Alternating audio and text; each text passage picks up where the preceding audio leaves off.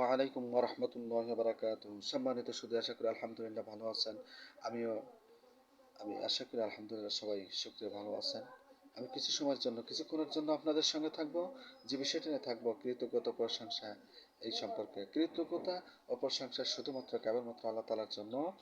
আমরা আজকে যে আলোচনাটা সর্বশেষ পর্বে যে আলোচনাটা আমরা করব কৃতজ্ঞতা সম্পর্কে, সেটা হচ্ছে আল্লাহ তাআলা বলেন, মা ইয়াফআলুল্লাহ বিআযাবিকুম ইন শাকারতুম ওয়া আমানতুম ওয়া কানাল্লাহু শাকিরান আলিমা।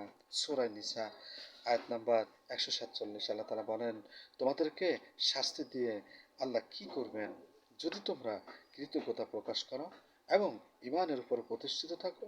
বস্তুত আল্লাহ তাআলা হচ্ছেন সমুচিত মূল্য দানকারী, সর্বজ্ঞ। আল্লাহ কৃতজ্ঞতা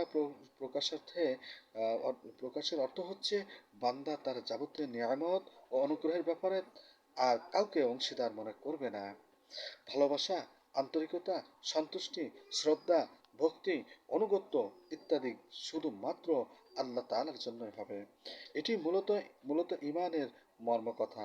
যারা কৃতজ্ঞ কেবলমাত্র আল্লাহ কেবলমাত্র তার ঈমানের পথ পেতে সক্ষম হয় এবং সে পথে দৃঢ়তার সাথে চলতে পারে।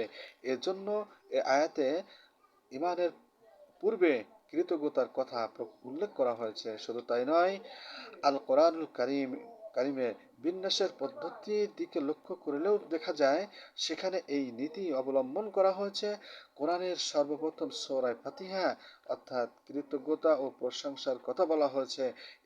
তারপর দ্বিতীয় সূরা আল বাকারা ঈমানের দাওয়াত দেওয়া হয়েছে। আল্লাহ তাআলা বেশি বেশি প্রশংসা করা এবং প্রশংসাকারী বান্দাদের মধ্যে আমাদেরকে শামিল করুন। আসসালামু আলাইকুম ওয়া রাহমাতুল্লাহি ওয়া বারাকাতুহু।